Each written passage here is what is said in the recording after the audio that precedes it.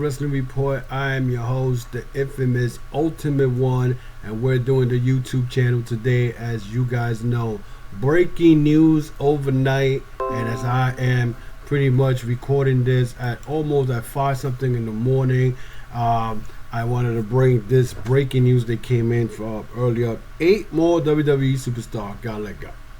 And it's getting ridiculous now. It's getting very ridiculous when it comes to WWE and what they doing as far as just releasing people. I just don't get it. I mean, as the latest 8 people or individuals that got let go was John Morrison. And this one, I'm sorry to say it, but he deserved it because he was talking a lot of smack at Top Dollar. Ashanti Adonis and Isaiah Swirl Scott. So the whole Hit Roll group gone. Tegan Knox, who never got a chance to debut in SmackDown on her own, let go. Drake Maverick, same guy that was crying last year after he got let go. Well, guess what? WWE didn't care about him and they let him go.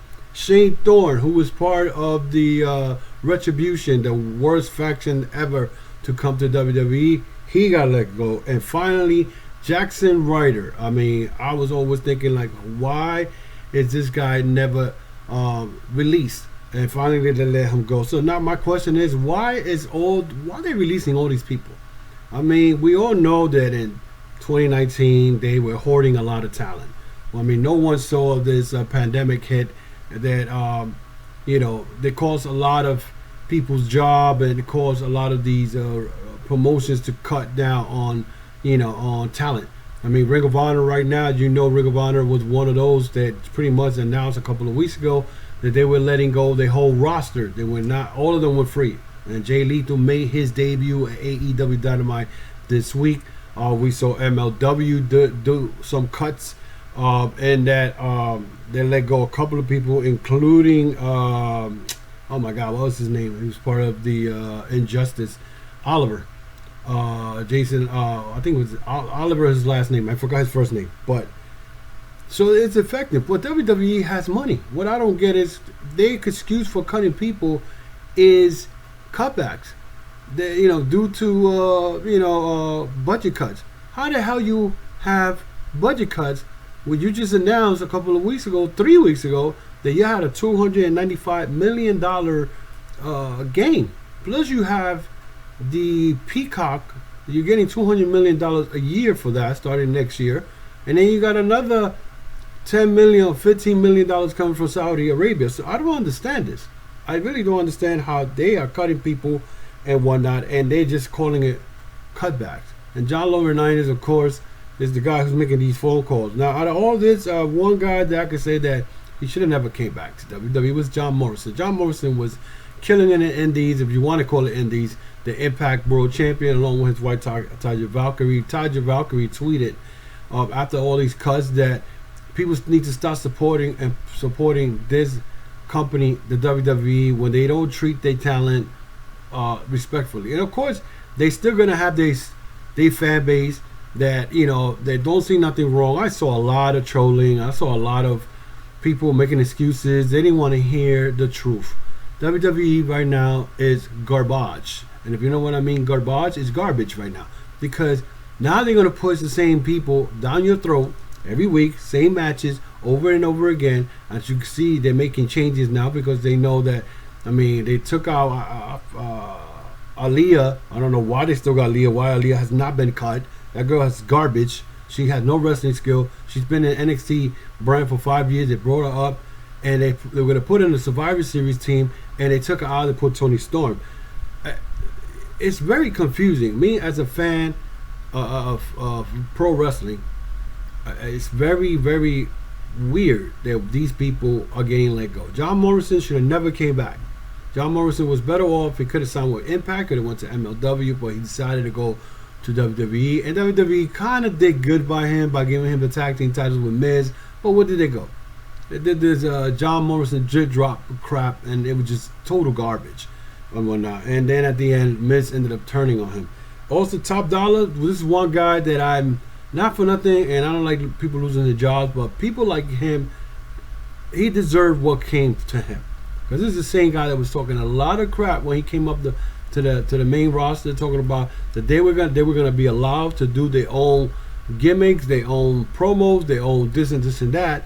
And at the top of it all, he was trashing the fans. Then he was going in at it with AEW's EVP, the Young Bucks, about the sneaker game. Then the latest of this week was him doing a diss track to Jinder Mahal. A lot of people may say, oh, people are complaining, whatever, but he kind of used a little racist kind of remark with the curry beef, at Jinder Mahal. But then again, it was supposed to be entertaining value according to him, and people lashed out on it. They felt that he was, he stepped over the boundaries of racism. Now he said, Jinder Mahal did was making fun of his culture, but you did the same thing. So, and your diss tracks, whatever. Now, nobody's gonna sign you. Top Dollar's career as a wrestler, it's over. There's no way. And then I found out he was trained by Serpentico. If Serpentico is training this guy had no wrestling skill at all. Yeah, a lot of people say, but he got to wrestle the way WWE wants it. Nobody's going to sign this guy, especially AEW. AEW is not going to sign this guy. Now, say a swirl, I see him and Ashanti Hadana maybe ending up in MLW. And because Swirl was pretty much the MLW World Champion at one point before he lost his belt to, I believe it was Loki. Whatnot. So that could have the Tegan Knox.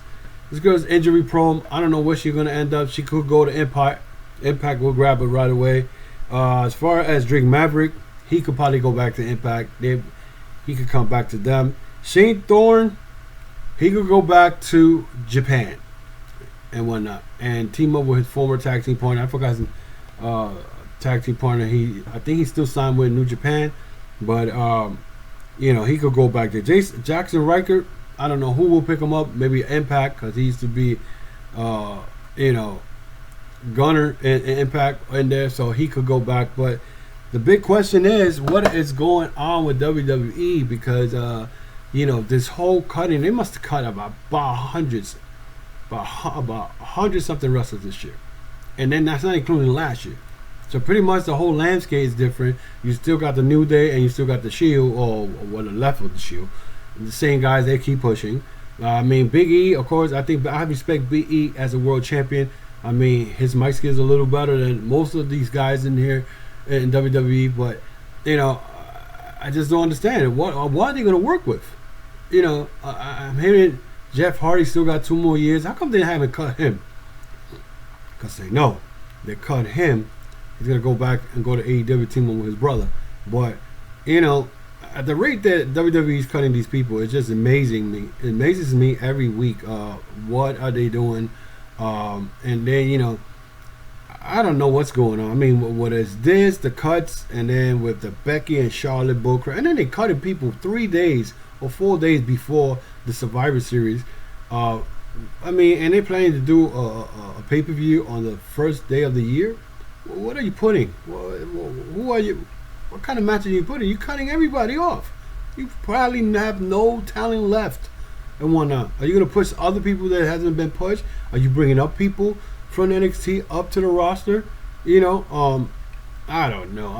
It just amazes me every day. Every time I read something with WWE, and people may say, "Oh, but you get in here and you pretty much bash WWE." No, you need to come to grips and you need to come with reality. WWE right now is not the WWE that I grew up on in the late 70s and the 80s and 90s, the Attitude Era, the Rulers of Great. This is not the WWE that I grew up with. This is some other kind of crazy stuff that's going on with Nick Khan, Bruce Pritchard, and John LaReliance and Vince McMahon. These are all old people that have no, especially John LaReliance. He don't know talent if talent hit him in the fucking ass. So he don't know shit. Bruce Pritchard, please. Pritchard almost had TNA go out of business with his type of style of booking. So McMahon is hanging out with 2 individuals that have no knowledge. They're probably in his ears, yes men, who telling him, "Oh, that guy has no talent. We don't need him." And then you got Nick Khan, not related to Tony Khan, but it's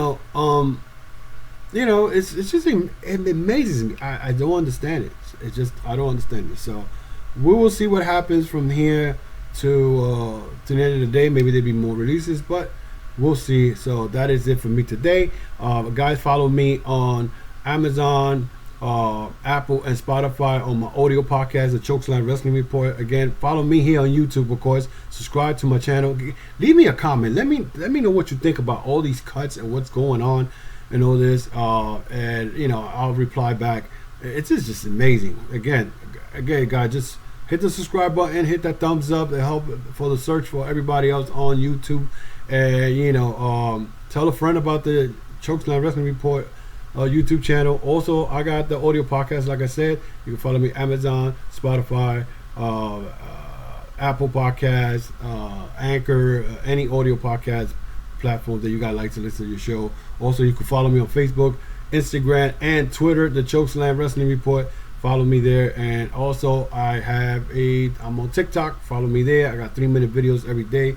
You can check that out and support the podcast. Until then, guys, be well. Again, leave me a remark. Let me know what you think, and I will reply. Until then, have a good day.